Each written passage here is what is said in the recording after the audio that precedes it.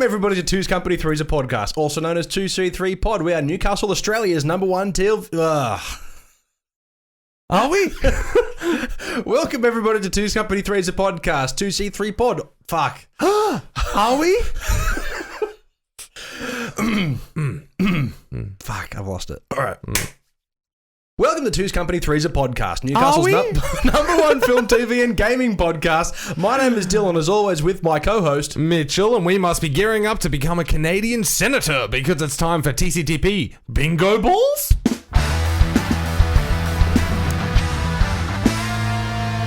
Driving away the pain. Alrighty, hit me. You know, I hope that's a wide-angle lens. I hope that's a wide-angle lens. Yes. That's definitely from a movie I've seen. Yes, it is, actually. Yeah. Didn't say it was a good one. Well, you know, are they ever? No. Nah. That's the character of Griffin from 2008's Quarantine. Oh, yeah. Okay. Yeah. No, I was thinking more of like a comedy. That movie is pretty hilarious because of... anyway, we won't get onto it. Yeah, we've talked... I think we talked about it last week. We've got time. We have plenty of time. Anyway, welcome everybody to Two's Company Three's a podcast. As we said, Newcastle's number one film, TV and gaming podcast, hosted by yours truly, Dylan and... Mitchell. And we have a whole bunch of nothing to talk about today. Oh, man, I am so excited because we're going to say straight up front, we know the world's crazy at the moment. Yeah. And we're refusing to talk about that world. Yeah. So, unfortunately, that world has infected our world of film, TV, and gaming very heavily. Absolutely. Yes. So, we're very light on topics at the moment. So, this is going to be a bit of a weird episode. Normally, we hit you with fresh news, and then we've got a nice review. But, unfortunately, the cinemas have shut down. Yep. So, we haven't been able to go and see anything for a review. So, this episode is going to be... It's going to be different. It's going to be weird. It's going to be out of our comfort zone a little bit. Now, there's a lot of podcasts out there that do off the cuff and on the whim kind of stuff, you know, and we haven't really done that. I mean, we do go down the rabbit hole. I was about to say go down the rabbit hole, but for whatever reason I made like a rowboat kind of motion with my hands. It's just like we're going down that stream, but that doesn't have the quite sort of saying to it, does it? Anyway. That's not quite the same vein, but yeah, so we do go down the rabbit hole quite frequently, but we still like to do our research and structure and all that kind of stuff, and there is a few things that you've chucked in the notes. So we're going to go off that and just see where it takes us. So hopefully you come along for the ride with us. And before you do, make sure you check out our social medias at 2C3Pod, Facebook, Instagram, and Twitter, which we never use. Absolutely. Yes. Or wherever you're listening to, thank you very much. Appreciate the support. And check us out on Podbean, Spotify, Apple Podcast, Stitcher, and YouTube. Big summer blowout. Absolutely. Yes. Obviously, the news is very weak, as you suggested. Yes. There's not a great deal happening, but from the very minuscule things that I could find that wasn't in relation to the thing that's happening around the world. Have you got a bigger desk? What is going on? I'm not... Oh, my laptop's hanging off the desk. We did have a bigger desk. Scooch. We did have a bigger desk, but that's been shifted for this much smaller, more intimate desk for our YouTube. Yeah, but thingo. We've been using it for a while, haven't we? Yeah, we've been using this for like months now. All right, so I am going crazy. Wonderful. A little bit. We were all going a bit crazy. But before we rip into just talking crap, I just wanted to say thank you to everybody out there right now for the support. The Facebook page, the social media likes have gone up on that. That's been fantastic. We had some wonderful people buy some merchandise from TeePublic and Redbubble. Absolutely. Which is and fantastic. We have two fresh new Patreon subscribers. We will. One of them chose not to be named, which we will respect, but the other one we will name at the end of the show, so stick around for that. But they became legends. We have 3 tiers on Patreon. We have producer... damn, I already forgot the second one. I looked it up right beforehand. The producer, something, and legendary. All right. And let's go into that. So while we have an episode fairly light on topics, let's just talk about ourselves for a while. No, of course. Well, why the fuck not? Yeah, absolutely. And also, I just wanted to preface by saying we want to be able to have you sit down and listen or watch us and not think about the shit that's going on across the world. Yeah. Because if you're an international listener, I'm sure there's crap going on where you are as well. But right now, where we are in Australia, everything is shut down. Yeah. The whole country is on fucking lockdown. The only things open, of course, are like hospitals. You've got your petrol stations, supermarkets, banks. Most importantly, bottle shops. Because in a time of need, it's very imperative that you stay drunk. As an Australian, I was going to say, if you must have alcohol flowing through your blood at all times. I was going to say, if children included. If you, yeah, my kids just can't even stand up right now. I know. But if you wanted a snapshot of Australian culture, it's the fact that on our list of essential things that have had to stay open to keep the country moving, bottle shops are included. Yeah. Like that's just like, yep. Cool. I get why, that's because totally they're saying us. like, oh, well, the accommodation part of the hotel is like open, but not like the partying, not the what's the word I'm looking for? Like the venue section, where gatherings can be held, but not only that. Like they're saying, because pubs and clubs are where people gather, people like socialize. Bottle shops, You're not a sponsor. bottle shops aren't like that, and people don't go and drink at the bottle shop. So that's what we're saying. You know, get pissed at home. Like that's what we're saying. Like if you're going to social distance, make sure you do it at home. Anyway, we've been talking about this for way too long. No, what I was going to quickly say was, we're on finger guns. Finger guns are back. What I wanted to say was, so we're hoping that by doing the podcast and not mentioning all that shit, hopefully we can just take you out of reality for a second, just sit back, relax, watch, enjoy, and just have a good time with us going down many a rabbit hole. Absolutely. Well, we're 6 minutes in and all we've done is talk about it, so let's cut how that good is time. it, right? We're so pro at this, man. But you looked up the Patreon tiers. Yes, absolutely. Hit them with them. Okay, so on our Patreon, as we said, we do have Gently. What? I said Gently. I said hit them with them. Oh, yeah. Okay. Well, fucking listen up. Anyway, we've got 3 affordable Patreon tiers that give you little bonuses, little bits in here and there. Anyway, the first level is only $2 a month. Oh, that gives you right. Flabbergasted. We can't go out anywhere. I mean, what are we going to spend money on Patreon? Yeah, that's right. If you're literally stuck at home going crazy and you want to spend your money on useless junk, don't come to 2C3 Pod's Patreon page, because this isn't junk. No, that's this right. This is absolutely valuable. This is quality. Yeah, absolutely. And wait till you get to the last tier. You can pick the quality of the content. Yeah, absolutely. So the quality of content is entirely up to you when it comes to Patreon. Exactly. Anyway, so if you think this is a bad episode, it's a bad episode. But if you think it's good, it's fucking great. Absolutely. And if you had a suggestion, we were happy to do that. But so far, we haven't. Anyway, tier number 1 is called the producer tier. This is $2 a month. What it does give you is producer credit at the end of every episode, like we suggested earlier. That's you crazy. get your name shouted out, basically. And because you're supporting the show, you're technically a producer. So thank you very much. Automatic entries into any giveaway that we have. Beginning of the year, start of the year, midway through, whatever we have. I swear I saw on the Facebook page at 2C3 Pod that there's a giveaway right now. Absolutely, there is. I'm so sorry for hitting the microphone. I heard that. Pinned to the top of the Facebook page right now, there's a giveaway. Absolutely. That's insane. You've also seen the clip on YouTube and Instagram. That's nuts. Yeah, absolutely. Head over to our social media accounts to see that competition right now, because it is legitimate. You can actually enter it. Yeah. It may seem like a crazy... The Gold Rush giveaway. Absolutely. Yes, definitely go there and tag 3 friends, like the video, share the video, all that shit, or become a Patreon subscriber. You're automatically entered into the giveaway. You don't have to do the rest of it. Winner, chicken dinner. Absolutely. But as we all know who's been listening so far of this podcast, if this is your first episode, we apologize. But anyway, every entry into the Patreon tiers, including the first one, does give you early access to all episodes. So as soon as they're ready, on either Tuesday evening or Wednesday evening, you get Wednesday's and Friday's episode straight away. I know. Even though we record on Friday, it's nuts that you get it early. It's like time travel. Absolutely. That's for $2. You get time travel every week.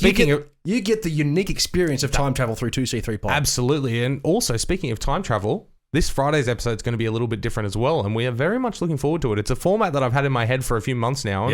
And what better time to bust it out than when we don't have access to any fucking new trailers or movies? Absolutely. So if you want to take a travel back in time with us on Wednesday and not Friday, become a Patreon subscriber. But if you don't want to do that, definitely send us a 10 cents, 50 cents, 20 cents. PayPal. Absolutely. Was that right? Two's Company Three's a podcast at gmail.com. What an easy email to remember. I know, right? Yeah, it's nuts. Absolutely. Took me a second to think about That's it. Right. Anyway, what was the name of the second tier? Yeah, the second tier is called the Hero tier. So this only costs you $3 a month. Now, what this gives you as... The same? The same. So we've got producer credit, early access to episodes, and automatic entries into giveaways. Did you mention the sticker before? No, because sticker isn't in the first tier. Oh. In the second tier, we have a custom 2C3 Pod sticker that will be mailed to you for free, obviously for the cost of the podcast, of the Patreon. You get a custom thank you for subscribing sticker from 2C3 Pod. Become one of the TCT pack, of course. And... if we have enough subscribers in this tier or above, we will certainly do a live Q&A. Oh, that's exciting. Yeah, absolutely. I like that. And now's perfectly the timing, because there's plenty of time to do a live Q&A. That's right. Literally, like even if you wanted to do it for just this month. Yeah, and we'll do a live Q&A while you're on lockdown. Yeah, absolutely. We can do a live Q&A for you. But and the final last tier. Absolutely. Which we have 2 of these. What? We have 2 of these. Is it like 2 subscribers to this level? Yes, we have 2 of them. Yes, absolutely. We have 2 legendary subscribers. So you've got producer, hero, and legendary. Become a legendary subscriber for $5 a month, And what that does give you, as we said, previous as before, producer credit, early access to episodes, automatic entry into giveaways, live stream Q&A, 2C3 Pod sticker, and of course an exclusive episode on your favorite movie and game. Yeah, movie or game or TV show. I should specify. Basically, you pick what we talk about, and we'll do like an hour special on that. Absolutely. Now, this goes towards... And we're going to have 2 of those coming very soon, actually. Absolutely. Now, this goes towards all Patreon subscribers. Yes. So, you would usually only do one of these per month. But in the sense that we do 2 podcasts every week, we may be able to fit it in depending on the amount of subscribers we get to that level. But we've got 2 at the moment, so we'll certainly be able to fit those in within the next month. Yeah. Within April, for sure. Basically, at their whim. Yeah. They could just like all of a sudden throw up a TCTP symbol in the sky and we're like, gotta get to the TCTP mobile. And get there quick. And we play our famous song. Yeah, and then we have the... It's time for Years of Past. I know, I was going to do the Batman theme, but no, we're not that cool. But no, not that cool. But so head over to patreon.com/2C3pod. Right. It's linked everywhere, all of that jazz. But moving on to the more important things, let's get on to the free content. The free content? Yeah. Are we talking about YouTube? What's the free content? Oh, this stuff? Yeah. The podcast? Everything else Why we're here? Yeah. Okay, right, cool. Yeah, awesome. So, Dylan, you did the notes this week because I refused to. Okay, yes. I blatantly refused to. Yep, that's okay. Well, I was struggling to dig up anything to talk about this week because I didn't want to just talk about the Joker and Avengers and Spider-Man, all these things that we've talked about. No, we've done that. Check the archives. Absolutely, because there's even, guess what, Mitchell? There's even more new. I don't have it in the notes, and I'm not going to talk about it this week. Yes, but there is more speculative news regarding the Snyder Cut. Oh no! And I'm just like, no. We have dedicated too much time to that. I know. That's what I'm saying. Like, I'm not talking about this week, but that's why the news is running dry because that's still happening. That's how low the news has been this week. Is there's more Snyder Cut. Yeah, but one thing I did find funny, which I don't think has ever happened before, is that Joss Whedon, the guy who took over the directing reins after Zack Snyder, has finally come out with his own hashtag. Oh, really? What is it? Let me think. I don't have the notes. It's like, release the Snyder cut something rather, like at the very end. I don't think he was having a dig. Oh, really? But this is like the first time I've ever seen his reaction to any of this. Because after the movie came out, he wasn't credited.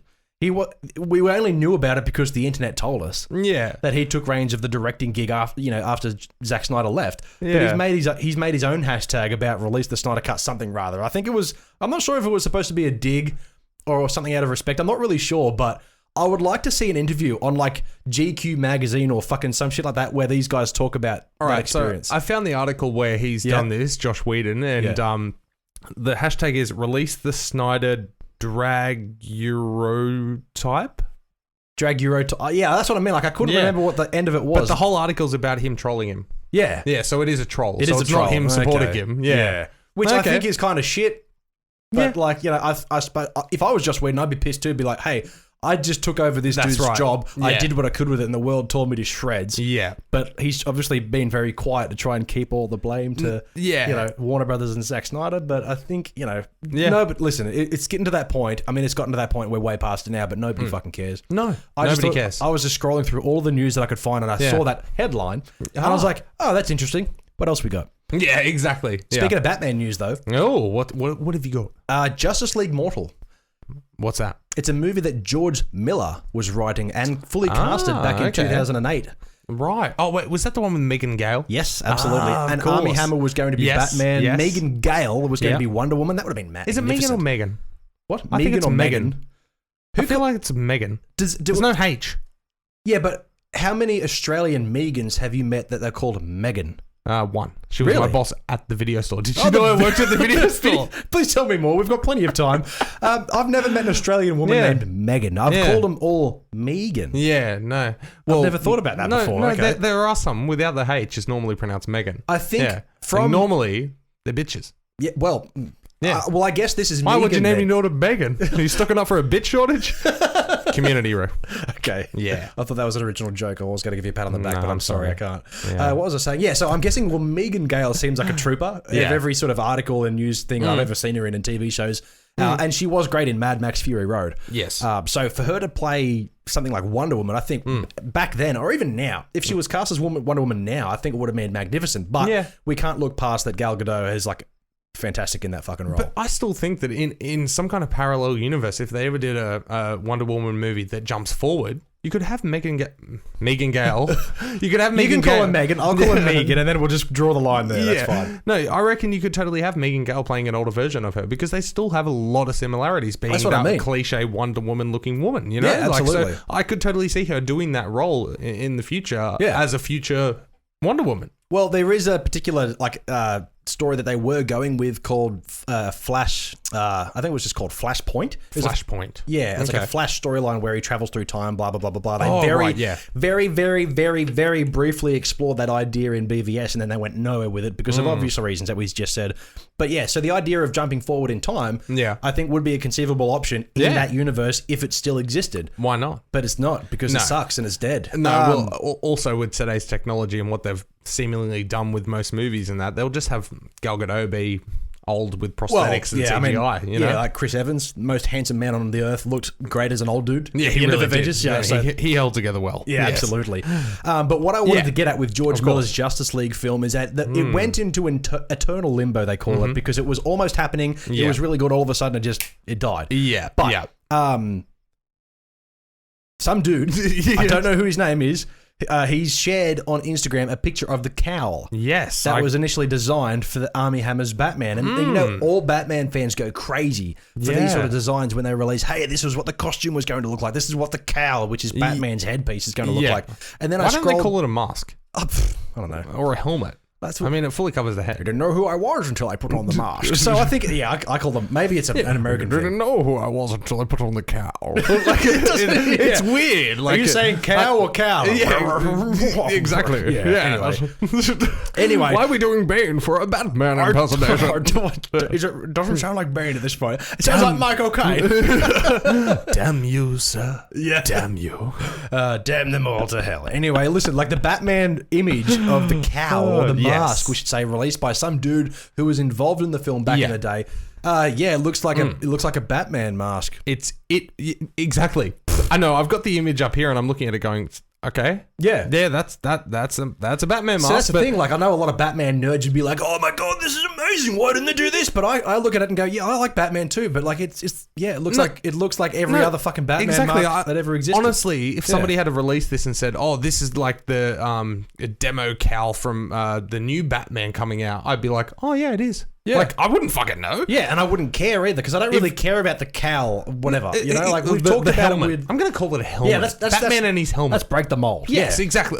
Speaking of mold, why did they make it out of chocolate? Because they all wanted to eat Batman's Seriously, chin. it dead set looks like a piece of chocolate. Well, that's amazing. That's Batman's ultimate weakness. So they may have wanted to prove the point by saying, listen, if somebody gets close enough to bite this fucker's chin, he's out of the game. He's going to be farting for ages because, as we all know, Batman is lactose intolerant. So this is going to be a bit awkward. Like, why would you do this, Alison? Yeah, absolutely, yeah. But I don't think the cowl is painted.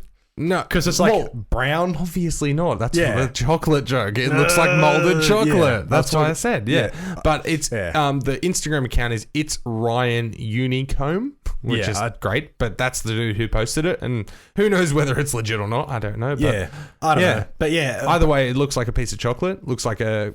Yeah, no, it looks like a pretty weird helmet. It looks like a Batman helmet. Yes, it does. And that's all you can really say about it. You can't really take this and go, well, look at this thing that could have happened. It looks exactly like every other. If you compare this to Christian Bale's, it's fucking terrible. Why did I go to bed? I don't know. Yes. We're stuck there now. Yeah, exactly. Now I'm just thinking of Jason Sudeikis and Where the Miller's like, no, there's no drugs in here. That dude has a strange career.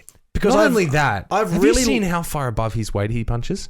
Yeah. He's married to Olivia Wilde. Yeah. How? But I think... How you do this man who wears a tuxedo to an award show with fucking white joggers? Well, I think that's why. Because he's just a dude. He's that kind of fucking guy, though. Yeah. Like, you watch him in that movie, Where the Millers... If that's anything like him in his real life, he's witty as fuck. Absolutely. He's smart as hell, and he can clean himself up pretty fucking well. No. I'm not saying he's not a handsome guy, but as in you just look at him and go, you're your stereotypical funny guy, but then you're like, his personality would be fucking outrageous. Yeah, let's have a look at what's And Olivia Wilde also seems like she has a very personable personality as well. Yeah. Like she seems so... She's like Emily Blunt, but nice. She's a human being. Exactly. In comparison to most other Hollywood women out there. That's right. Yeah, and Jason Sudeikis just seemed... I could imagine that just Sundays would be so lazy. Yeah. I reckon... Oh, man. Oh, that's I fantasy. want to see what else is coming up with him. Actually, let's go to his Rotten Tomatoes website and let's see what. Yeah, you go to Rotten Tomatoes. I'll go to the more secure IMDb. Yeah. His highest rated movie, Booksmart. Did you see Booksmart? Booksmart. No, I didn't end up seeing Booksmart. Yeah, no. neither did I. It came to Glendale for a little while, but but that's got a 97% rating on Rotten Tomatoes, so it's definitely good. But his lowest rated movie is movie 43. No. Well, see, that's the thing. You've got to take both of those with a grain of salt because Booksmart, he wasn't a main player. He was like the principal or whatever he was. Well, and then movie 43, he was in a segment, you know? So you can't really base it off that, in my opinion. That's just like what it shows what he's like been in. Like his highest rated movies. Yeah. But coming up, he has a Till Death and he plays Jimmy. Okay. Now, Till Death is a crime drama thriller. Yep. That's exciting. Convicted felon Jimmy gets early parole after serving 12 years, blah, blah, blah. Yep. Anyway, so he's doing that, which is exciting. He's a main player. He is Jimmy. Yeah. He is Jimmy in that, and it's a crime drama thriller, so maybe he's going down that Vince Vaughn route, picking the roles that he wants. Yeah. Yeah, soon enough he'll be bashing brains in. Yeah, for sure. I doubt yes, it. Absolutely. No, but no, I've always liked Jason Sudeikis. I've got nothing wrong with him. He's also coming up in the comedy El Tonto, written and directed by Charlie Day. Charlie. Oh, yeah. Okay. Yeah. You know, he's that really, Horrible Bosses. Yeah, that really small guy with a hilarious voice. Yeah, It's Always Sunny in Philadelphia. Yeah, the one who didn't want to fuck Jennifer Aniston. Come on. She was a sex-crazy lunatic in that movie, and we all would have been there. And a dentist. I mean, good teeth and a fuck. Good teeth and a fuck. I mean, I need to change the episode of this. The title of this episode. Good teeth and a fuck. Yeah, but I will give props to Jennifer Aniston in that movie. She's fucking hilarious. Oh no, she's great. She's pretty much the only Friends character who's like become bigger than being known for being Friends. I know that. Yeah, I personally rate Courtney Cox as being bigger than she was when she was Friends, but that's because of Cougar Town. Well, you look at them all. They've all made certain attempts to like further their career in film and TV. I think Jennifer Aniston is probably the most successful. Actually, David Schwimmer's done one for himself. He's a great director. That's what I'm getting at. David Schwimmer, you hear about him every few years, but everything he's acted in or directed has been really good, but it hasn't been your typical most popular blockbuster film. He's honestly probably made more money off Madagascar. Oh, yeah, for sure. Oh, that's true. No, he wouldn't have. They were making bank with Friends and still are. Yeah, absolutely, absolutely. But you look at things like Joe, what was his name? Matt LeBlanc, who was Joey Tribbiani. He did one movie LeBlanc. You don't pronounce the C. He did Lost in Space many years ago when I was a kid, which is a film that I fucking adored as a child. But that was before Friends, wasn't it? No. Really? I think it was during, like before Friends, they were very young. And then this was maybe late 30s, I think he would have been. Or mid 30s. Anyway, I watched that movie a little while after the most recent time that I watched through the entirety of Friends. And when you watch Friends from start to finish, even he said himself as an actor, he said, I'm the only character that didn't get any kind of progression. Yes. I stayed the same from day same dot. Loser from day dot. So then he went on to do the Joey Show or whatever it was called. It was called Joey. That's it, which Joey. Nobody watched. Neither did I. No. But, and then I've heard stories about the studio audience because they had a live studio audience. Fucking hating it. No, actually worse than hating it, like sitting there and not laughing. They would turn up to see Matt LeBlanc and then literally walk out. Really? And there would be times where there'd be like 3 people in the crowd. Oh yeah. Yeah, it was like a tourist destination. Well, let's go and watch the taping of Joey, and then they just leave. Yeah, right. Like, that's worse than them sitting there going, "I hate this." Like they weren't there. At least they didn't get to see what was. What, I mean, maybe that's why the show was shit because they didn't have anything to work off. Because I know that Friends, they did film a lot of that in front of a live audience. Oh, of course, except for like the had the studio and stuff like that. But at the same time, they threw the canned laughter in there as they do with a lot of these things. You know, I fucking hate canned laughter, but at the same time, when I watch TV shows which I think like are magnificent, you know, like Friends, for example, yeah, they work sometimes. Well, I mean, I was watching Big Bang Theory. I was about to say, look at that. Did that run for 11 or 12 seasons? I have no idea. Yeah, I'm not sure. But either way, I mean, every time I watch that, as much as I enjoyed it, I can't get past the laugh track. Neither can I, because there are some solid jokes in there. There are some really smart, sort of witty humor, but then you put in the crippling fucking canned laughter. I'm like, okay, that was supposed to be that funny? I don't buy it. I believe a lot of it was filmed in front of a live studio audience, but they couldn't do it the whole time. And it's just so painful as well. And I can't imagine, as exciting for me as a film TV nut, I would love to be in a live studio audience for a sitcom. Yeah. But then you've got to laugh the same way to the same joke 6 times if they keep fucking up. I just had a thought about that. Imagine sitting there and the sign comes on and trying to do a genuine laugh. You'd be like, ha ha ha, ha. You'd be that one guy. You'd be that one voice. You watch that episode back and you go, oh, I could hear myself. Exactly. Yeah. No, I absolutely love that. It's like when you listen to, because for some reason at work I've been listening to a lot of stand-up on my phone, and man, the amount of times you hear one distinct laugh. Yeah. But that's why I love stand-up, because every time there's one distinct laugh that you notice and you're like, that's a little bit distracting, within like 5-10 minutes, they point them out. They call them out. Like, Yeah. Oh, absolutely. Man. Yeah. But what I was getting at before with Matt LeBlanc is that, like, after he left Friends and tried to make a film career, he started Lost in Space, which, as I said, as a kid, I really liked, just because that movie was bonkers when I was 5. Yeah. And I still have like a really soft spot, nostalgic spot for it. Yeah. But after watching Friends and a few other things he's been in, and then watching that movie, I realized that he just played the exact same character, but with a different name in a different setting. I'm like, is this guy an actor? Yeah. Or is he just doing the same thing in every movie? But then you look at Jennifer Aniston. Yeah, there are some similarities, but she does have some acting range. She's played various different roles. Yeah. David Schwimmer, next level professional actor, I think, in the way that he conveys his skill with his writing, directing, and acting as well. I feel like part of me thinks that he's actually, I know Jennifer Aniston is uber successful, but she's constantly working. Part of me thinks that David Schwimmer is actually the smartest cast member. I think so too. He directed a lot of those episodes as well. Exactly, but he's got all of the money in the bank that they have as well. Yeah. And he's just selecting what he does. He's not desperately like, I need to be in the limelight. He's not in Cougar Town. No, that's right. That's right. But actually, when I think about it, Cougar Town had a Matthew Perry cameo episode. It had a Lisa Kudrow cameo. Yeah, no, that's it. I thought that was more, but then I was thinking, wait, no, there's actually a fuck ton of Scrubs cameos, because it's created by Bill Lawrence, where they had Zach Braff pop up, they had Donald Faison pop up, like they had Bob Kelso pop up, like that's cool. Yeah, they had Ted actually became a character in that show, but he was Ted from Scrubs. That's cool. So they kind of connected it that way. And also, I mean, Courtney Cox co-starred along. I can't remember her name, but the Dr. Cox's wife from Scrubs, she was one of the main characters. Nope, I got no idea. Dude, watch Scrubs. I have watched Scrubs, but not any. Back when I lived it's at been Mum's my Nana show for the last 2 months. I love it so much. Yeah. Back when I lived at Mum's house, they had Foxtel. I watched Scrubs all the time because it was on. But now I don't have that accessibility because I don't have Foxtel. Do you have Stan? No. Oh. And I won't have Stan because I don't want Stan.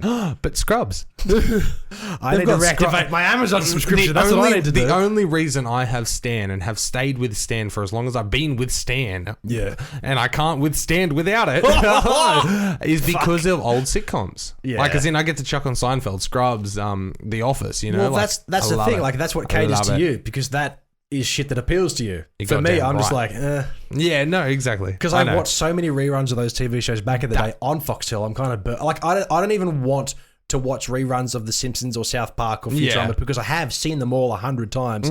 Fair enough, there are new episodes now, but I don't care. But back to the whole Friends thing, Lisa Kudrow is kind of in the middle there, isn't she? Yeah, yeah. Because she has done major roles. But also pops up every now and then. No, I was going to say she's done. Hear about her at all. She's done more cameos than anything, you know. Like, as in, and that's totally enough. Like, I can't imagine the amount of money these guys make just off syndication, just off reruns of their old show. Because selling DVDs. Because as far as I know, like Seinfeld and those 4 main guys, they make upwards of like $10,000 like a month just off that. Still to the day, you know, like it's insane amount of money. Yeah. But no. So and Lisa Kudrow, she's popped up here and there. Nothing major that I can recall.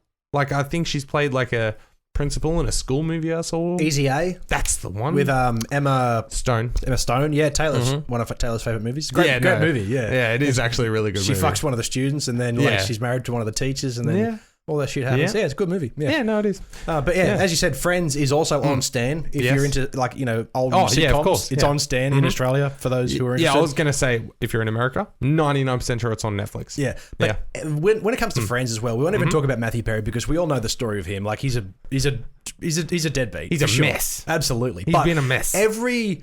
Every like 5 years, you'll say, "Hey, a Friends reunion is happening." No, it's not. I'm sure it is. I reckon it's not. No. I hear about it all the time, and it never happens. It was only about a month ago. Yeah, but it also happened 6 months ago. No. But it was a month, 12 months ago. No, but it was a month ago, and like 2 years ago. All right. No, but Shut up. No, but a month ago, all of their Instagram accounts at the exact same moment posted that cast photo. Yeah. So they're going to do it. You reckon? They're totally going to do it. Why well, the not? Seinfeld one didn't go very well, did it? They didn't do one. Yeah, didn't they? No, they did like a mini snippet on Curb Your Enthusiasm. Oh, okay. Yeah, it was Curb Your Enthusiasm, and they were organizing the reunion, and they were all getting together, and it was the show. It was like them prepping for that, and they're all like, you know, big rich people now, and it just wasn't working, and it never ended up. It did end up getting made in the show, but it didn't get released. Okay, so they made it within the show as if how it would have actually occurred outside the show. Yeah. That's clever. That's totally a Seinfeld thing to do. Exactly. Jerry Seinfeld idea. Be like, listen, this is dumb. No, got to remember, Larry David was as much, if not more, the brains than Jerry Seinfeld was of Seinfeld. I get that, but I definitely get that. But I'm saying, like, knowing the kind of comedian that Jerry Seinfeld is and how much he doesn't give a fuck about anything or anyone. Oh, no. They would have been like, hey, we have this idea to do a reunion. And he's like, I don't want to do that. And then Larry David's like, let's make an episode in my show about you trying to do this thing. Yeah. And it just doesn't work because of the reasons that exist. And Jerry would have been like, that's amazing. Yeah. Because I've watched almost all of the Cars and comedians in Cars Getting Coffee on Netflix, and I absolutely love it. Jerry Seinfeld is like, the dude's worth like how many hundreds of millions of dollars. Yeah. Never has to work a day in his life again. And yet he oozes like an arrogance, but it's like a funny... It's a justified arrogance. It's a justified arrogance, but he doesn't come across like an asshole. It's kind of like he jokingly like is in deadpans about like never having to work and having all this money and blah blah blah and all that, but he does it in a way where it's like charming. Well, like you get it. He's not. I don't think he's cocky, but he's borderline. Like, yeah, we get it, you son of a bitch, but we all wish we were you. Like, Exactly. Yeah. Oh, you lucky bastard! Like that kind of thing. Like, it's weird that he can come across. And we all know, like you said, he's so fucking wealthy. Yeah. But he comes across like so personable, but also such a dick. Yeah. Like, it's charming the fact that he'll be in a restaurant, and if something's terrible, he'll just say, "Oh, this is awful." Yeah. Like, he doesn't care. And everyone's like, "Oh, stop it." Like, you know, it's strange like that. Yeah. But anyway, back to the Batman helmet. All right. So what I wanted to talk about going off Keep that. Going. Yeah. We're talking about the helmet or the Seinfeld. Well, this is rabbit hole. Friends or the I want to talk about Jeff Goldblum for a second. Oh, okay. Why not? Because you're talking about people who have been and gone, essentially, who have made their stand in the world of ads for that delivery place. I know. Remember? That's what I'm saying. Like in the world of entertainment, they've come and gone, and they're back now, essentially, and they're as weird as ever, and they don't care about anything, and it works for them. Jeff Goldblum is that guy as well because he's such a eccentric character. You almost think, is this guy just playing it up every second that he exists? He has to be. Or is that literally him? But if you would think about it, by watching anything Jeff Goldblum has done recently outside of film, if he was actually like that on a day-to-day basis 24/7, he would be in a fucking asylum. Oh, yeah, exactly. Because he's fucking crazy, but I can't help but love it. Yeah, because at first when he sort of made his resurgence with Thor Ragnarok, was it Thor Ragnarok? Yeah, how he played that character, that wacky weird thing. He had silver hair, right? Something like that. Yeah, he had like a thing on his forehead. He had paint and stuff going on. Was he Hindi? I don't know. He had a stick that like melted people and he hated it because it was gross. But I was wishing you were going to say poke people. I was like, oi. He kind of did. I'm Jeff Goldblum. Yeah. But he played Jeff Goldblum in that. But then since his resurgence, people realize, oh wait, this dude is still around and he's still doing things, and he's got that traveling TV show now where he wanders the world and experiences things. Nat Geo. Yeah. Yes. Yeah, absolutely. National Geographic, according to Goldblum. I have no idea what it's called. Oh, that's what it's called. Surely not. No, I'm sure it's like the world according to Jeff Goldblum. Is it? Something like that. I swear to God, man. That doesn't surprise me at all. No, but keep going about Jeff Goldblum. I'll find it. Yeah, right. But the guy, like, as I said, like, at first I was like, oh, this is going to get annoying. But the more and more I watch it, the more and more I fucking love this man. Yeah. I adore him. And I watched a really good video on Facebook the other day. It was some kind of internet website. Of course, it's internet.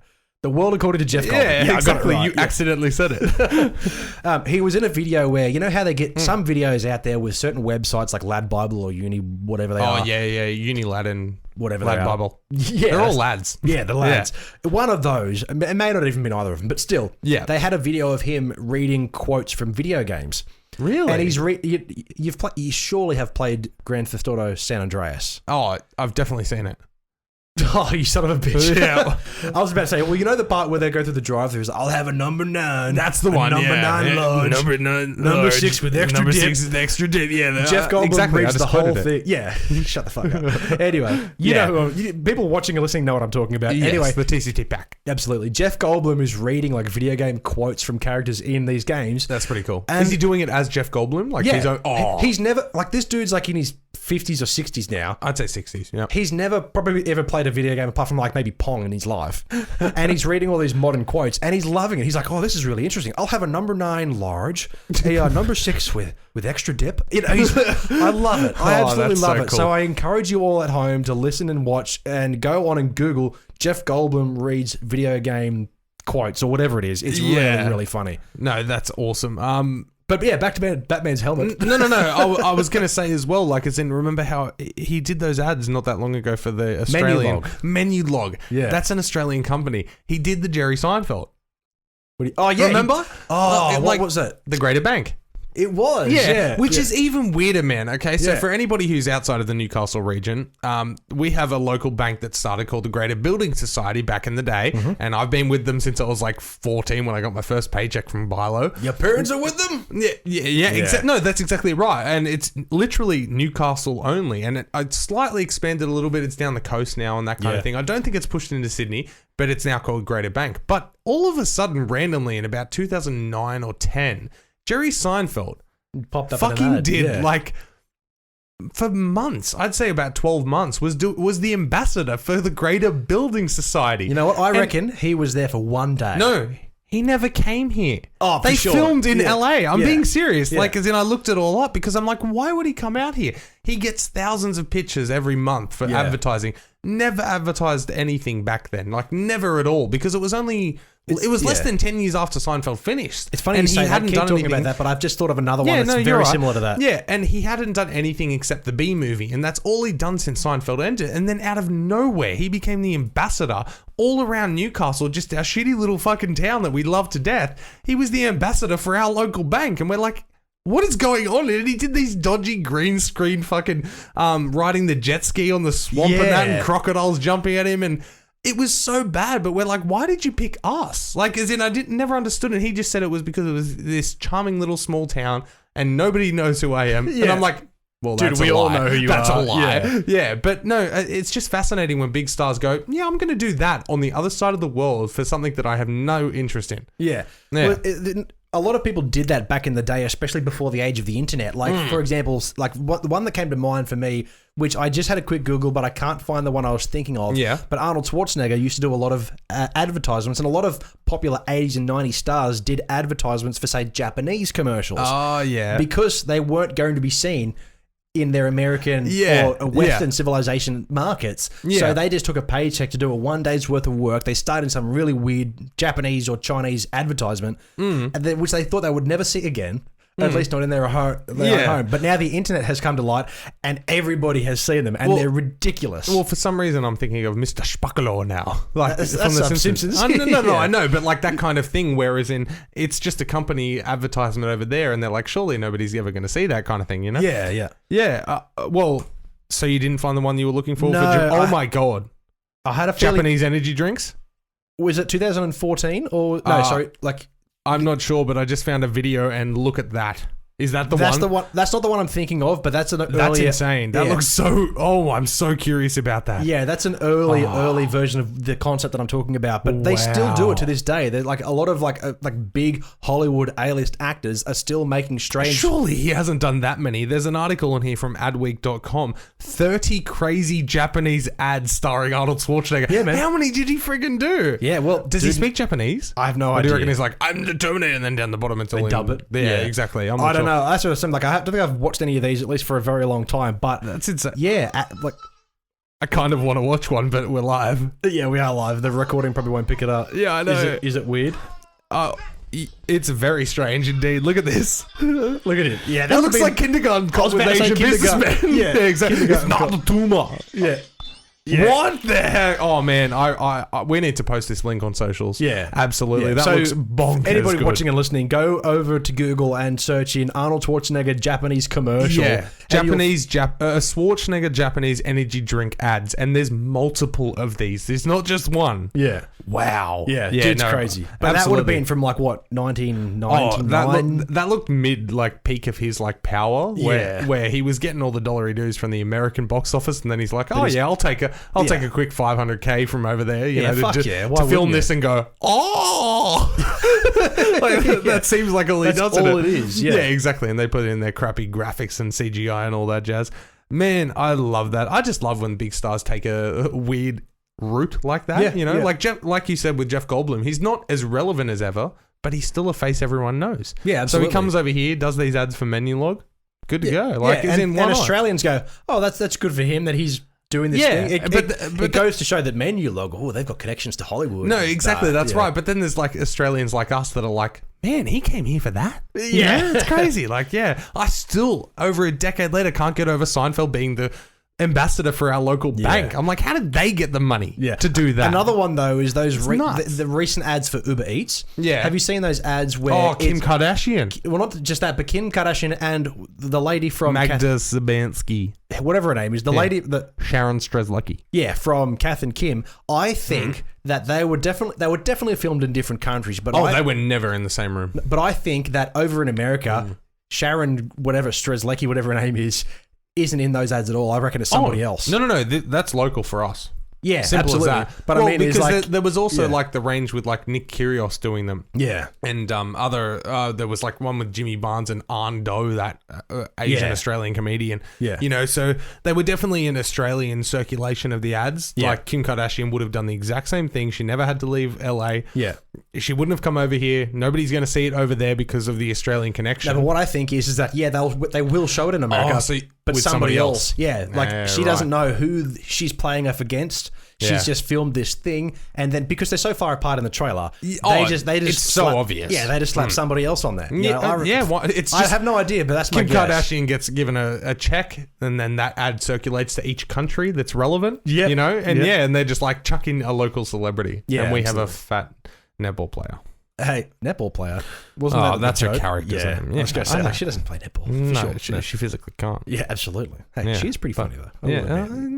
I get out of that. Yeah, she's like the original Rebel Wilson. Yeah. Look at me. I've got rashes on between my thighs because I'm fat. Yeah. Every time I see Rebel and Wilson, a bowl cut. Yuck. Every time I see Rebel Wilson in a Hollywood movie, I can't help but think of a time when all she was known as was the bush pig. Oh, right. From Fat Pizza. Yeah. She was literally this disgusting fat slob that was chasing these guys, and the whole joke was the fact that she was overweight and disgusting. Yeah, exactly. That's right. Before I get ripped to shreds, not all overweight people are disgusting. No. That's fine. Be who you want to be. No. But you're completely right. And you know how my stance on her, where do you think that originated from? What? Because my stance on her being one of those cliche, like, because that's what she played. Because that's all she did over here. Yeah. And then she got a chance over there, and all of a sudden she did that for a little bit, but now she's branched out to where she is a known person. Yeah. So she doesn't have to do that. But everyone's like, why do you hate Rebel Wilson so much? Because she was the bush pig. She was the bush pig. But she was good at it. No, exactly. There's only one fucking pig I approve of in Australia. Yeah.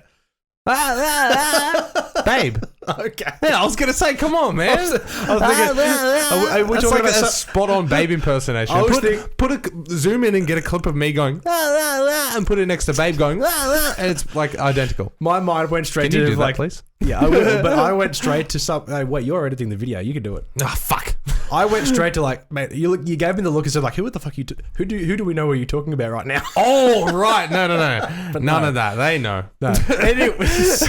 Anyway, 43 minutes in. Second topic of the week: The Invisible Man. Right. Oh yeah, that movie. What happened? Lee Winnell accidentally made the design scarier for people who have that. What do they call it? Why do I see strawberries in this article, Dylan? Trypophobia.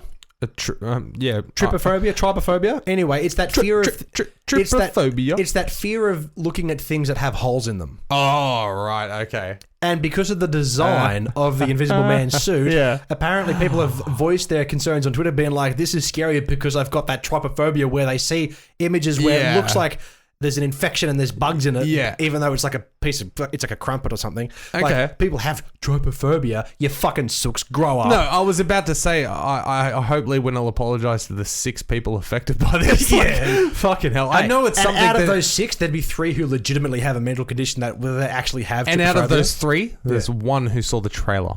Yeah, that's it. right. Yeah. Like, no, everybody else I- who says they have a fear of that or they suffer from this, shut the fuck up, become an adult, grow up. It's dumb. You're dumb. Yeah, but Yeah. to the ones who legitimately Anyway. have this issue, though, we're not making fun of it. It's more just less like I am making fun of it. Okay, cool. Yeah, no, Yeah. that's all right. I need to edit in some circles here now.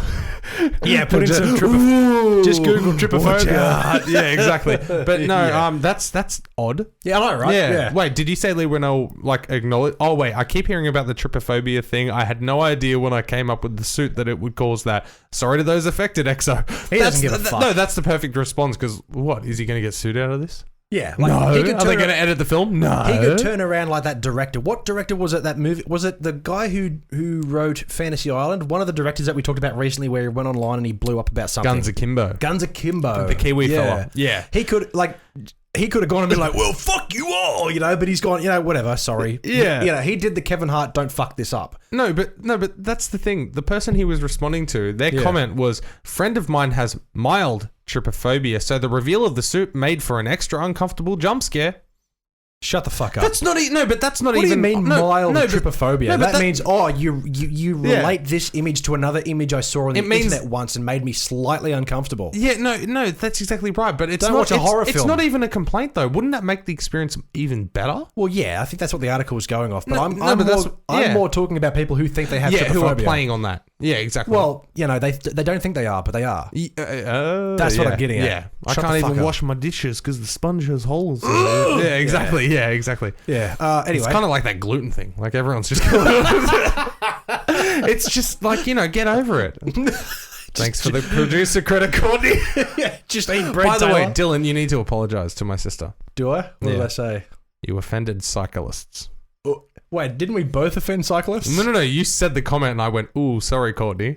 Is she Yeah. a cyclist? Yeah, her partner and her are big cyclists. Well, don't tell me their route then. All right. Cool. We just lost a Patreon member. Okay, No. Courtney, only because you're a Patreon subscriber and a good friend and Mitch's sibling, I apologise. Oh, don't include the sibling thing. But That's everybody, more, yeah. but everybody else who's a cyclist, fuck you. Yeah.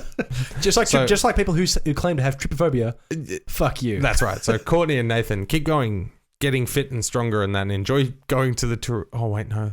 And stay off the fucking road. Stick in the bike lane. Oh, shit. No.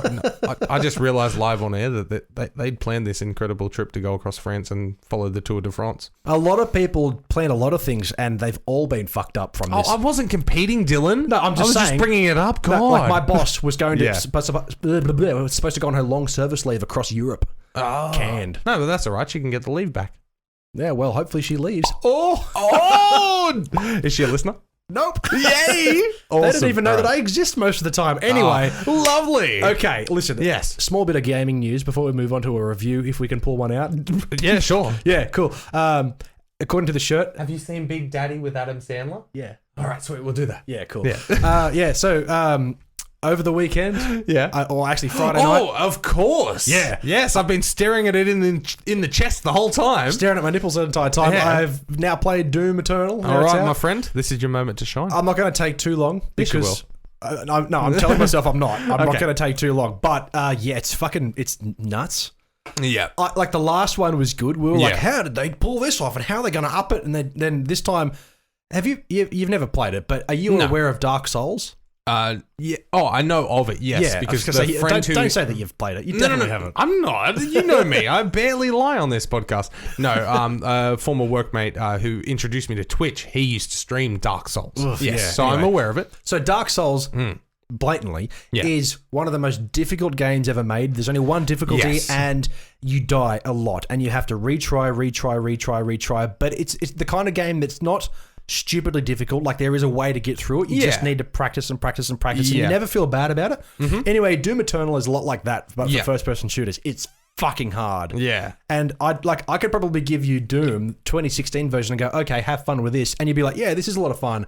It's pretty full on, it's fast, but it's not. But if I was to give you this, you'd be like, I've got no fucking idea on how to handle this. Yeah. Okay. Right. You know, it's just it's so fast. So would this be the quintessential Doom game made for Doom fans? I don't know because the way that I look at it is that, like, if you're a Doom fan and everybody in the Doom community who claims to be, they have very specific standards. Like, you have to play it on PC. You have to fucking only play it on the hardest difficulties, all this and that. It's like, fuck, everybody who wants to play Doom, whether it's on a fucking Super Nintendo with 10 frames per second or on a $6,000 PC with 1,000 frames per second. Like, if you fucking... Doom's Doom. Yeah. That's right. Like, back in the day, yes, it was fast if you wanted it to be. If you played it on PC, it had this really rocking, fast-paced kind of soundtrack. But if you played it on the PlayStation, it had a totally different soundtrack. It was a horror game on the PlayStation. Yes. And I could give you examples, but you won't want them. Okay. Because you don't care. No. What? Yeah, that's right. Yes. But then if it's a game for the quintessential Doom fans, I would say no. Yeah. I would say it's a game for the modern day fan like me who just wants any kind of Doom. Okay.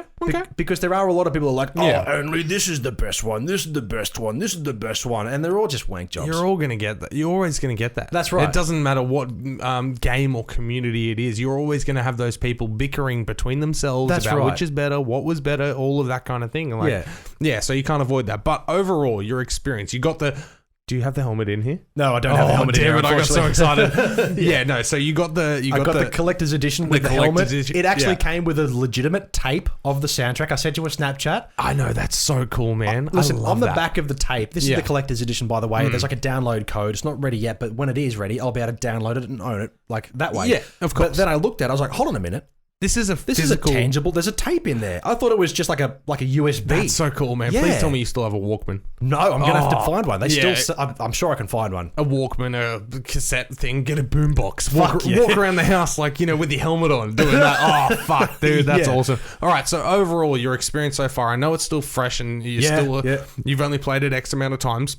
The game is like... How does it feel so far? It feels really fucking good. Yeah. As I said, it's hard. It takes a lot of patience, a lot of trial and error. You die a lot, but if you've got the momentum, the mental capacity to think on your feet, and which I don't, but I try really fucking hard, you really have to focus and not get distracted if you want to play this well. But so far, passing grade? Oh, fuck yeah. Yeah, it is. As I said, it takes what was so good about the first one and multiplies it by 100, and I don't know how they did it. Okay. But they've just got, hey, here's every single idea that we've ever conceived of since the last one, and they've just dumped it in, and they've just piled it all on top. There's heaps of lore which is in there for no reason. It sounds like what you're saying could also be... If you were angry at the game, you'd be saying the exact same words? Probably. Like, they've dumped every idea in there, and then there's all this stuff, and like, that's what people are complaining about. Like, I don't like that there's heaven now, because, like, well, there's a hell. Like, why not explore a heaven?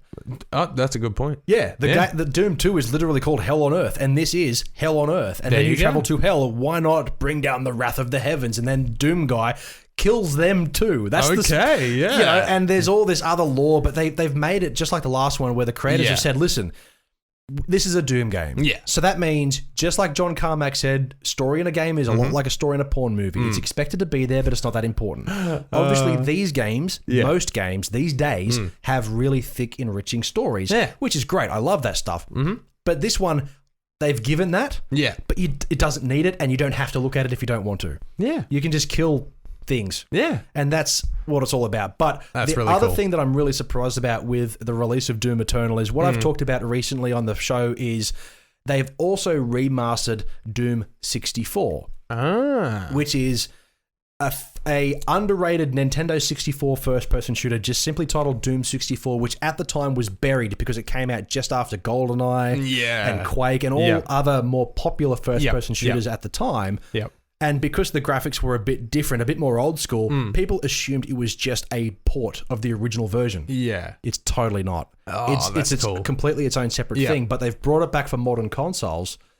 And everybody was skeptical at first, including me, saying, well, you can just play the free cracked version on your PC. There's a version which you can play, which is really, really good. Yeah. And I was like, well, you could just play that. But after playing it, They've revamped the engine. Everything's smoother. Everything's clearer. Like on an old Nintendo 64 game, everything looks amazing. That's really cool. And now I'm like, fuck, this is worth the price of $10 that they're selling it for. Yeah, right. It's legit fucking So unreal. that didn't come with the collector's edition? It did. It did. It Okay, did, yeah. nice. You can buy it separately, but if you do get for the $10. Yeah. Well, Wow. actually, no. On the Xbox store, it's $7 in Australia. There you go. So Yeah. that'd be like US, like $5. Well, see, there's no point pitching it because I feel like anybody who is a Doom fan already has that. Well, that's right. Yeah, you're not going to be like, oh, you know what? I might check that out. You know, I spent $300 on the collector's edition too, but I haven't tried that $7 game. Yeah, You know, that's like, right. yeah. Like if you're not a Doom fan, not a quintessential FPS guy, you're not going to go back and go, you know what? You know, like, this is strictly for people like me who just love this shit. No, but that's cool, man. And so that was the game that got me into it. Oh, there you go. Yeah, so I'm just like, I'm actually enjoying that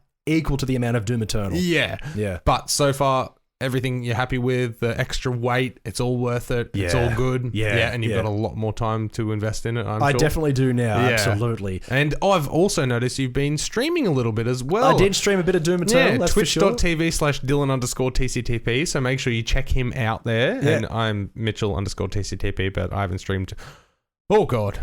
God knows Do you how plan long. to stream it all? I do want to. I was trying to plan it for after work, Because you were doing quite well. You had a few. Yeah, and then I deleted the account. Oh, did you? Oh. Yeah, and then you were like, remember, you could just change your username. and I'm like, oh, well, the account's already gone. I didn't think about that at the time. Yeah. When I was streaming on my Twitch account the other day, I was streaming Doom Eternal because I wasn't streaming anything else. And I was streaming it for like 3 hours, and I had a few different viewers. I had Burnsy, I had... nice. Who else did I have? Callan for a while. I had a few other people. Anyway... way back, maybe a month after we started this podcast, I streamed Fortnite with you. Yes. And we had our own accounts. Yes. And I did gain a follower named Yolsi. Oh, yeah. Anyway, I was streaming the other day and the dude was like, hey man, do you remember me? I was like, Yolsi, I'm playing the game. I was like, Yolsi, of course I remember you, dude. Like, and then he said, oh yeah, you got me my first Fortnite win. I was like, it definitely wasn't me, man, but okay. Wait. His name was Yolsi. Did I get him a Fortnite win? Maybe. I don't know. Like, I know we were playing with this dude though once. So he's obviously followed me, saw the notification, and he's come back to follow me. Yeah, exactly. Yeah. I was going to say, well, hey, if you're... Well, no, I was going to say check out the podcast, but you're clearly not listening to the podcast. But did you mention the podcast? I should have. Yeah, dude, come on. That's the whole point. That's why it's Dylan_TCTP. Hey, when I'm not online, essentially, it says like the be back soon. Yeah. It's got fucking 2C3 pod written all over it. Samesies. Yeah. Samesies. But yeah, no, I'm definitely got to hook up a stream soon. Yeah, absolutely. But the problem is you're going to be so invested in Doom soon. Oh, well, not just Doom, because I did get my chance to play the Resident Evil 3 demo that we talked about last week as well. Oh, my Lord, you busy bee. I know. Yes. Right? And how was that experience?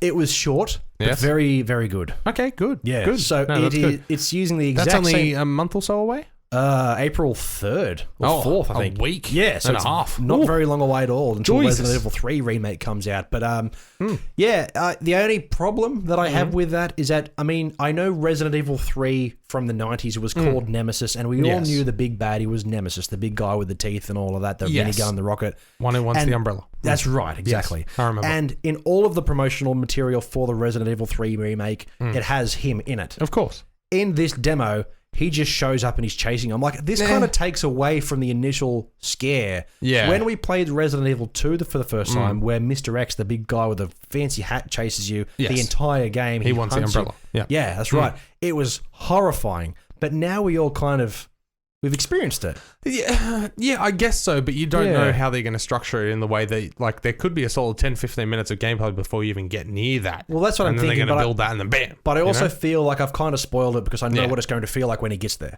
Okay, that's what I'm getting at. Well, a lot of trailers for films do that as well. So I know, but that's what's shit about Bloodshot, for example. Exactly. Revealed everything. Yeah, but not only that, it was also a shit film. Yeah, that too. Yeah. But also in the gaming world, if anything good has to come of this modern day epidemic, I suppose. Scheduling conflicts, as we like to call them. Yes. PlayStation 5 and Xbox Series X have both released their technical specifications. Yes. Yeah, they are both very good. Very console-ish. Yeah, I was going to say, so there's no expansion on that. It's going to be like a PC. I mean, they basically are PCs themselves, but they're... listen, they're not much different. No. Yeah. Like the last time. There's a few things that outweigh each other, but I'm not a technical nerd. All I know is that... let's have a look here. So... the GPU, which is the graphics processing unit. Yes, I know all about that. The PlayStation 5 has a custom AMD Radeon. This is like the graphics processor. Has a radio? Does it have AM and FM? Oh, yes, of course. That's insane. Good. And podcast, 2C3 Pod is also featured on there as well. Oh my God, Podbean, Spotify, Apple Podcast, Stitcher, and YouTube.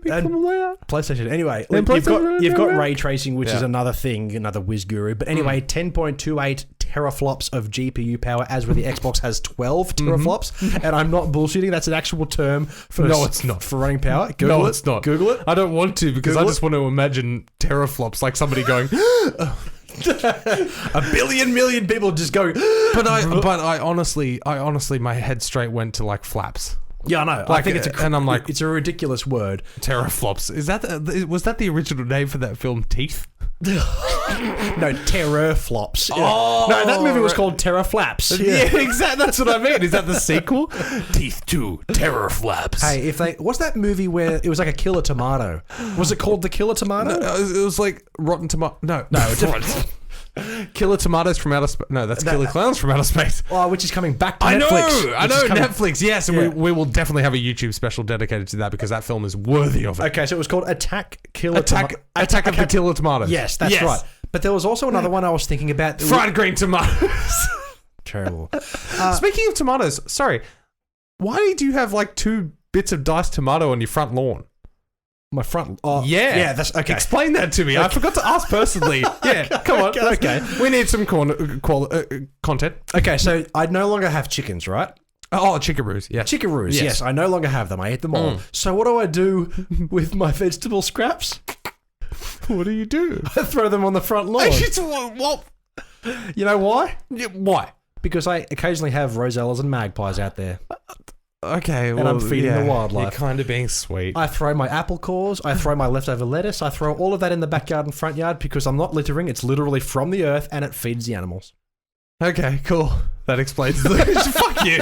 That explains the looks from the neighbours when I pull up. Yeah, because she's staring at my lawn going, what the fuck is your tomato here? And the smell. No, but stop shitting on my tomatoes. No, I just turn up and then hop out of the car and I'm like, I said like 2 bits of tomato on the front lawn. Like, what is going on here? I'm giving back to my local community and not by the way of humans because I don't like them. I'm giving back to my animal companions. Yeah, fuck all you. Right. But anyway, was there something we were gearing towards or are we wrapping this bad boy up? That has been our show. We will put a tasty tomato ribbon on that here. Thank you, ladies and gentlemen. There was another one, the Killer Tire. There was a movie about a tire that was hunting rubber. Rubber! It was called Rubber. Oh my God, if you haven't seen a suspenseful trailer before, watch the trailer for Rubber. It's amazing. Yeah. The film's actually pretty good, but it's so fucking weird. But there's another one. Now you've said the name of Rubber. There's there's like a killer... Slither? No, it's funnier than that. It's like a killer condom. It has teeth. A killer condom? Yeah, no, you need to find that. Yeah. While we're at the end of the show and Dylan's researching condoms. It's just called Killer Condom from 1996. It's a German horror comedy film directed by Martin Walls, based on the comic book. Condom des Grauens. And this of die Condom. Yeah, that's my German impression. Anyway, here's the poster for it. There's like some sort of voluptuous woman and she's freaking out. Does she have slugs on her? Does she have what? Slugs? Slugs on her? What does it say about H.R. Geiger? Surely he wasn't involved. What, H.G. Wells? No, H.R. Geiger, the guy who designed the Alien. No. He's on the poster, man. That's what it says here. Anyway. Big fans of H.G. Geiger. Yeah, from the guys who liked the movie Alien. That's right. Yeah, exactly. Yeah. Anyway, before we get into our last minute spiel, we've got a shout out. We have 2 Patreon producers, as we mentioned. Cheers. Well, 2 bloody legends, all right? One of them chooses not to be named. We respect his or her wishes. Yep. But the other one, Courtney Harris, thank you so much. I appreciate your support, and we look forward to doing something special just for you whenever you send it to us and stump us. Absolutely. When your first Patreon is actually taken out, I believe it's the beginning of next month. Beginning of April, I believe it will be. Do it and cancel it before that first month comes around. We'll just get the number for a second. You should get an email saying, hey, here's what you get. So definitely reply to that message directly from Patreon to let us know what movie and or game you want us to check out. Or just hit us up in between then. You can message through Patreon or Facebook, Instagram, and Twitter. We have at 2C3Pod. Absolutely. Or Two's Company 3's a podcast at gmail.com. It's simple as that. Yeah, absolutely. All right. Well, Yeah, thank you, ladies and gentlemen. Yeah. Absolutely. Now, that has been our show. As Mitchell just said, you can find us on Facebook, Instagram, and Twitter. Almost fucked it up. At 2C3Pod. You did fuck it up. But wherever you're listening to or watching us, thank you so much for your support. We appreciate it. But make sure it's your preferred platform. Podbean, Spotify, Apple Podcast, Stitcher, and of course, YouTube. Big summer player. Now, you can support the show by heading over to tpublic.com and Redbubble. Apparently, we have T-shirts, mugs, fridge magnet, and... Frig magnets. Frig magnet and stickers, Which we just sold a few of. And thank you to the people who supported us through Redbubble and TeePublic. We made a few sales over the weekend and greatly appreciate that. Absolutely. We'll certainly enjoy the $2 that comes our way out after that margin. it was $10 all up. It's not bad. Yeah. But you can support us there. Yeah, that's right. Yeah, and fees. Yes, you can support us there as well, but also join a tier on Patreon to get exclusive benefits, just like we've harped on about for like 30 minutes throughout this episode. I was going to say, it's been a very anyway, we also have PayPal if you just wanted to flick us 10, 20, 50 cents, whatever works. twoscompany3podcast@gmail.com. Absolutely. Every dollar I do comes straight back into this. And any business inquiries at all, same email that I just said. Absolutely. Yeah. Now, you can find 2 podcasts every Wednesday, every Friday. Everywhere online, just Google Two's Company, Three's a Podcast. Or easy enough, it's hashtagged everywhere. So TCTP or 2C3Pod, you can find us there, of course. Wednesdays, the news and reviews. In this case, it's just stuff. I think Fridays will be whatever. Yeah, exactly. I think at the moment we're still coming at you from afresh and from afar with Wednesday and Friday podcast episodes. Yeah. But the format's going to be changed for a little while, just while all of this crap's going on. So Wednesday will be your rambling, crazy, ridiculous episode. And Friday we have something very special, which I'm so excited to show you guys. And I'm curious about it, and we'll see if it sticks moving forward while we're in this rut that the current world is in. Absolutely. But if you're still in lockdown, definitely go back to the archives. We have plenty of content to keep you occupied. Head on over to that YouTube page where you'll get upwards of 4 videos every week. Yeah. But we have hours and hours of frigging content on there. So yeah, make sure you head over there, subscribe, ring the bell. Just let us know. Send us a comment. We'll respond. Absolutely. We'll like it. Thank you, everybody, for watching. Head over there and leave a comment. Share the videos. Subscribe to the channel, of course. As always, my name is Dylan with my co-host, Mitchell. And do not forget that we are Two's Company and you are the podcast. Yeah, we got that. Yeah. And that didn't fuck up today. No, exactly. Well, we only had to press it twice.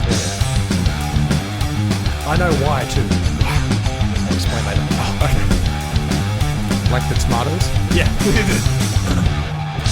All right, it's trivia time, ladies and gentlemen. Okay. For everybody who watches and listens right to the very end of these episodes, every week we do movie trivia from this little pack of cards I got for Christmas. Thank you very much from the in-laws. I answer on Wednesdays, Dylan's on Fridays. Current scoreboard, I am 5 of 11, and Dylan is 7 of 11. 7-11. 7 of 11. I love that franchise, and everybody really who go works for a Slurpee. Oh, you know what I really like that. I know people are probably going to freak out, and if anybody who's watched that Futurama episode where Fry eats a truck stop sandwich and he gets all the worms in him, I always eat the egg and lettuce sandwiches. They're fucking delicious. They are amazing. Yeah. Honestly, it's not just the egg and lettuce. Every sandwich I've ever had from there, they're great. The avocado and chicken ones. Yeah, absolutely. My God. And you know what? The coffee ain't bad either if you've got No, the coffee is dirt. The coffee is dirt. The coffee is dirt. The coffee is dirt. Have you tried coffee's dirt? Black coffee is dirt, yes, but have you tried black coffee when you're Ubering at 4 in the morning? It's magnificent. Anyway, I'm sure actual dirt would be good at 4 in the morning. Yeah. In the cult hit The Big Lebowski. Ooh, I've got a chance. Yeah. What did the dude want replacing it after it was urinated on? A rug. His rug. Yes. The streak is still low. Thanks for tuning into that video by Two's Company, Freezer Podcast. Don't be sad though, there's plenty more where that came from. Another cheeky video right there. Maybe even hit that subscribe button and ring that bell. Or, if you don't like our faces, check us out on Podbean, Spotify, Apple Podcasts, or YouTube.